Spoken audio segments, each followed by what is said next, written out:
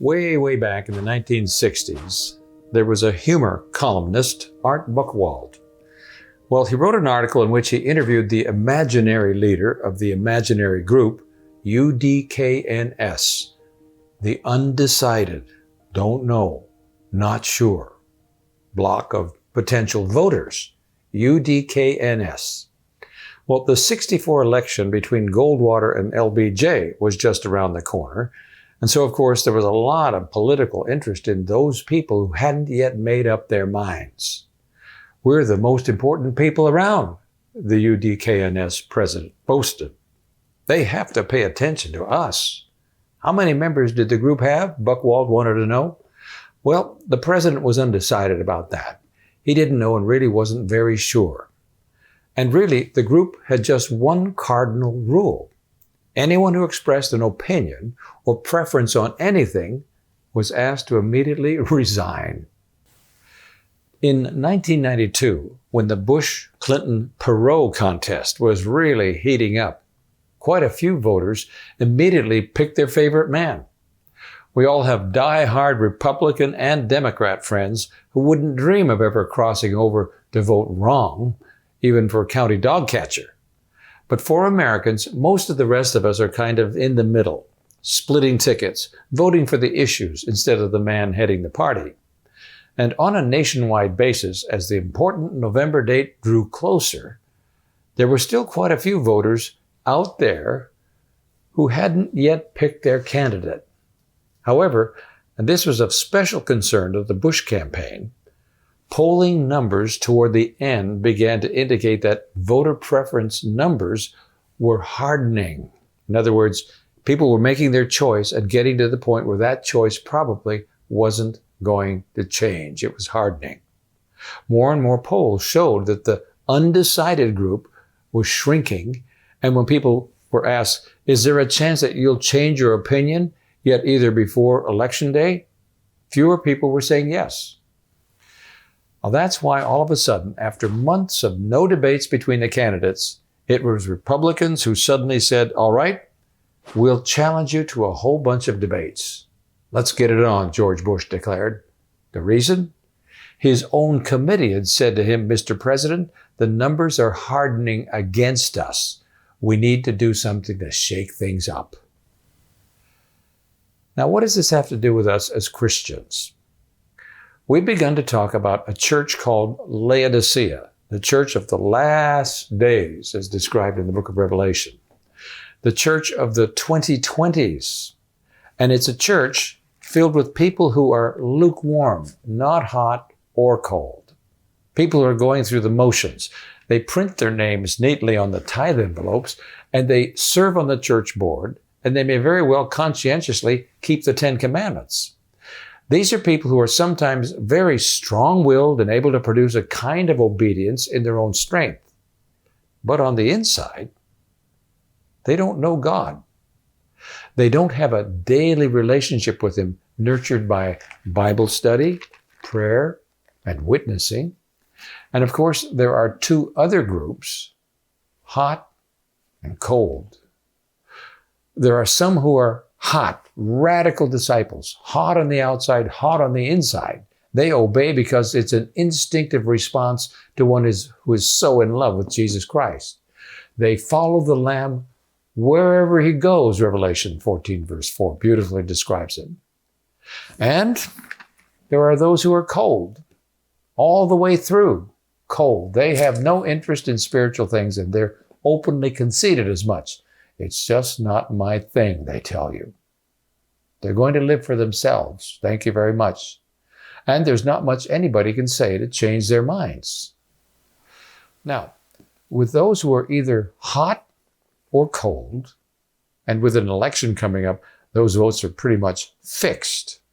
I'm grateful that the Holy Spirit has abundant power to reach some of those who are in the deep freeze of their own secular determination, a kind of miraculous turnaround. And it's always the case. As an election day approaches, the way people are going to vote begins to harden up. Now, what about those in the middle, the lukewarm believers of Laodicea? I'm going to confess something to you right now. In my 50-some years of ministry, I've spoken largely to Christians. You know, that's bothered me a little bit. We need to be reaching the lost for Christ, we say to ourselves. But at this moment, I'm thankful that because the vast ocean of Laodicean voters, lukewarm Christians, are in the church. They're people sitting in the pew. They're listening to Christian radio and TV and these daily devotionals. In a sense, they're voters who haven't yet made up their minds. Are they going to turn the tap over to hot, become radical disciples, live in obedience through a daily friendship, a real relationship with Jesus Christ? Is that the path they'll choose? Or, in the end, will they end up cold? Because as the time of the end approaches, the three groups on the map are going to shrink down to two. Let me say that again. In the end, there will only be two groups. A voter can claim to be independent or undecided, but on election day, there's no ballot for undecided. Not to decide is to decide. And except for a Ross Perot type candidacy, when November comes, the three groups all across the country come down to two. In Matthew chapter 25, Jesus talks about the two groups, doesn't he? The sheep and the goats. Two groups. In Matthew chapter 13, it's the wheat and the tares. Two groups. In the end, there's just two. Some will be saved and some will be lost. The greatest polarization in the history of the universe takes place right here in these last days. For over 20 days now on this subject, we've been talking about your most radical decision. We've been exploring the great message of righteousness by faith, of obedience through a daily faith relationship with Jesus. Now, friend, this isn't my message. This is something that's been among us for many centuries, long centuries, but here in the last days, before the year 2025, it's really just starting to rumble. Something big is starting to happen. What it is about this righteousness by faith message that pushes people out of Laodicea and into two clear and distinct groups? Why does this message polarize the way it does? Here's a closing dose of Venden wisdom from To Know God, a 5-Day Plan. There's only one answer. Laodiceans, lukewarm people, have gotten used to finding their security in something other than the righteousness of Christ and faith and love and the Holy Spirit. They have found their security in the external things they have been doing. Strong people can find security in externals because strong people can live good moral lives on the outside. They say, don't bother me with the righteousness of Christ by faith and with my need for a one-to-one relationship with God to receive His faith and love. I'm living a good moral life. God, you keep your planets from running into each other and help the drunk and the gutter and the harlots and the thieves, but me, I'm getting along fine, thank you. He goes on to describe, and he's absolutely right, that this message has always polarized and always will polarize. Here's one more hard-hitting paragraph from Venden's book. The person who has been thinking that he has assurance of heaven someday because he is living a good life cannot stay the same when he hears the emphasis upon the righteousness of Christ as our only hope.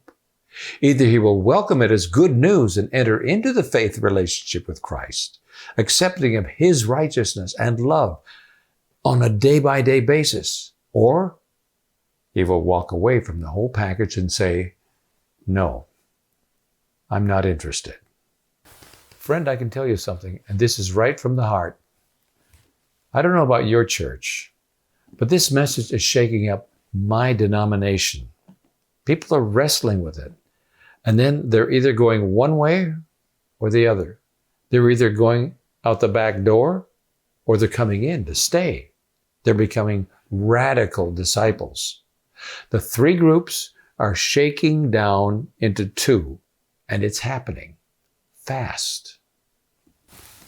On the next to the last page of Venden's book, he adds these sobering words. This emphasis upon the righteousness of Christ by faith alone has been rising steadily, and nothing is stopping it. It's the last message just before Jesus returns, and it causes the last events just before he comes again. We can rejoice when we see it happening, for it tells us that Jesus' coming is very, very near. You know, it doesn't matter what church you're in, Baptist, Methodist, Catholic, Episcopalian, Assembly of God, or in my own Adventist denomination. This right here is what you need. This is what we all need. The time for this decision isn't later. It's right now. Right now. Back during World War II, C.S. Lewis wrote something about this business of right now.